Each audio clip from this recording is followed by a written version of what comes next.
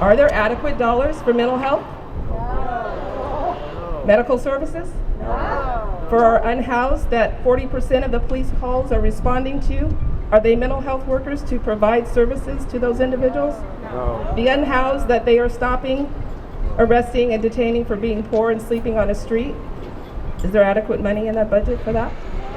I don't think this budget identifies the exact money, the exact services, the exact personnel that are going to be on the ground responding to whoever around the corner is having a mental health crisis at this moment. I see them, you see them, and do we see the proper response to their need? Our city manager proposed a budget last Monday that has an increase. So with the absolute tone deafness that we have grown accustomed to here in Berkeley, instead of indicating any desire, any inclination towards defunding, she proposed an increase. This police department has gross racial disparities.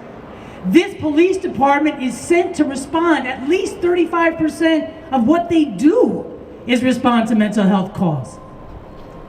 And so many of us won't even call for help in the midst of a mental health crisis because of our fear. So where's the rest of our money? Where is it in the budget? Instead, it's just a line item that reads, Public Safety Reimagining TBD. To be determined? What's to be determined? Whether or not they're going to finally listen to us? Despite all of the activism and the organizing that came both in the wake and subsequent to the George Floyd uprisings of 2020, our city police department continues to grow. This year, despite promises to the community of a reduced police footprint, of redistributed funds, and of robust community programs, BPD's budget is still slated to grow by $600,000. Every dollar we spend on BPD is a dollar we are not spending on education. That's right. It's a dollar we're not spending on health care. It's a dollar we're not spending on food or housing.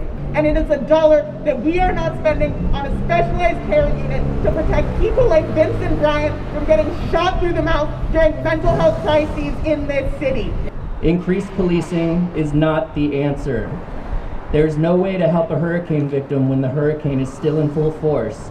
So how can our organizations help people when we are constantly doing damage control for harms brought upon them by the homeless by Berkeley Police Department and Public Works? We need a mental health team which can provide help 24 hours a day. The current system in place is only available on weekday evenings and is closed on weekends. Berkeley mental health has been practically non-existent in our day-to-day operations. That money should be given to social services. That's what we're here for, is to talk about shifting that money. And at the core of that shift is defunding the police. Defunding the police is not an end in itself. It's a means. It's a step. It's a step toward arriving at some kind of society in which justice and peace exist and are at the center of our lives. We are going to reclaim that $77 million, and we are going to take every precious dollar of it and dedicate it to the uplift of our people and our community in their diversity.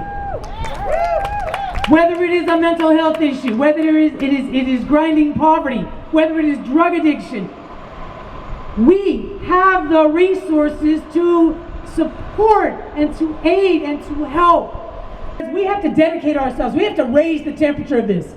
It's good that we came out here today. And I want to propose, maybe we'll talk about coming out here every Wednesday and bring your pots and pans. Let's make some noise. Let's let them hear us. You see, we've got to step on the gas because the budget is due by July 1st. And they delay these processes and they delay these fundings and allocations. So we have to make some noise. And what's our cry? Care not cut. What do we say? Care not. Make them hear it. Care not cut. Care not cut. Care not cut.